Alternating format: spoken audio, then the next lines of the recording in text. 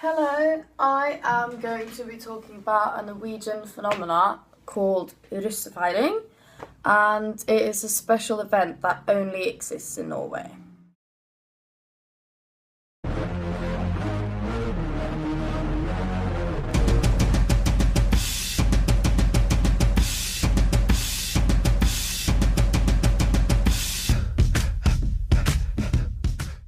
Wikipedia defines russefeiring as this. The russefeiring is a traditional celebration for Norwegian high school students in their final spring semester.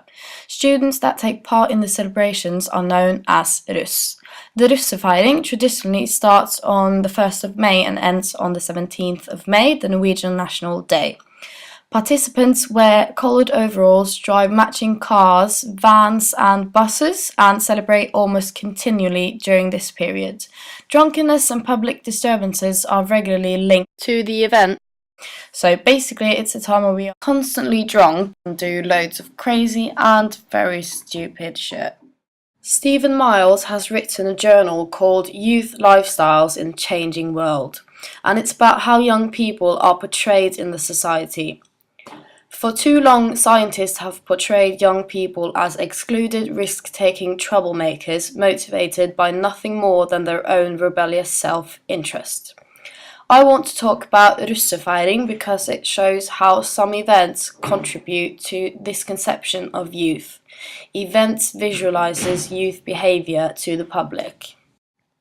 Calcutt quotes Savage, who argues that the total intensity of the moment is the hallmark of youth and its culture, a suggestion which may well reinforce the suggestion that young people are essentially hedonistic. Every year there's a great amount of people that tries to get russefeiring banned.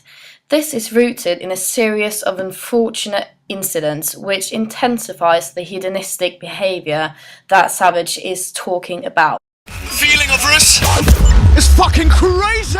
A Norwegian newspaper reports that last year a 12-year-old boy was held to the ground by 4 Russ whilst the 5th were cracking eggs in his face. 40 Russ was involved in a mass brawl and an unknown amount was sent to the hospital due to too much alcohol. A 13-year-old boy was tied up and soaked in Baileys, dressing and flour in the middle of town. The scared and crying boy was first found when a police patrol was randomly patrolling the area.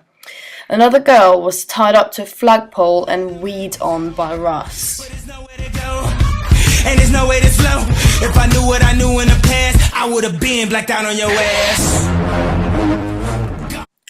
Miles says that it is important to recognise that sociologists tend to exaggerate the impact of structural influences on young people's everyday lives, and that the attraction of an in-depth understanding of youth lifestyles emanates from the way in which such a notion transcends both the cultural and social.